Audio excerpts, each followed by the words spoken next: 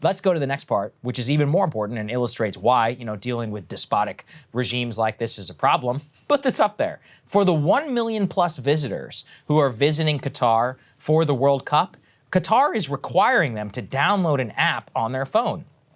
Well, European privacy regulators are like, do not download that app. That app is a massive security and spyware threat. Oh boy. Here's what they say.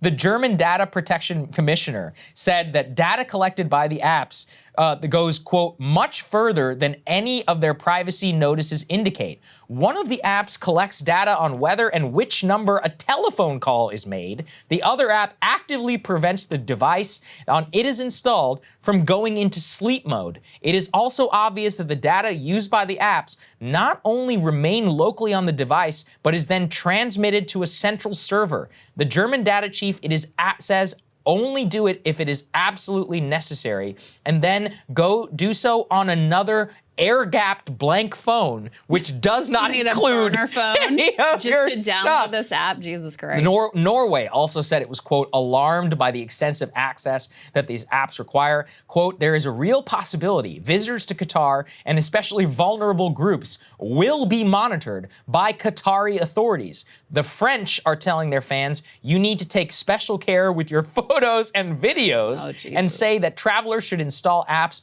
only before their departure and delete it as soon as you arrive back in France. So, I mean, at least the NSA is a little sophisticated with their efforts. This is just out and out. It's just very ham-fisted. This is insanity. And again,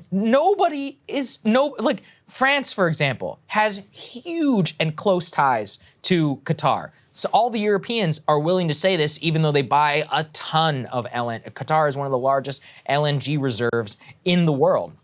They have been literally labeled as straight up, quote, spyware. Literally give the Qatari authorities the access to all of the data on your phone. Furthermore, I was reading that Qatar, because they want to have basically AstroTurf fans, was like, we are offering fans around the world a round-trip ticket to and from Doha, accommodation, all of that, the experience of a lifetime. But you better not say one bad word about Qatar. And as part of your free trip, you are required to report social media postings of anybody that you see who is saying bad things about Qatar. Whoa. Yeah, and it just so happened, by the way, I got a flood of messages after I started posting about what's happening there from not only people who I went to high school with, but a bunch of fake anonymous Arabic accounts effectively calling me like an Indian dog or something like that. But it just shows you, look, these people are very sensitive, and I have always thought that the only thing they had going for them is nobody really cared or knew anything about Qatar. And so, look, the whole world, they're finding out. They're under a microscope now. Yeah, absolutely. Hey guys, ready or not, 2024 is fully upon us now, and Saagar and I have been brainstorming ways that we can really up our game for this critical election. Yeah, we rely on our premium subs to expand our coverage, to add staff, to upgrade the studio. We just want to give you the best independent coverage of this election, which is possible. So if you can help us out,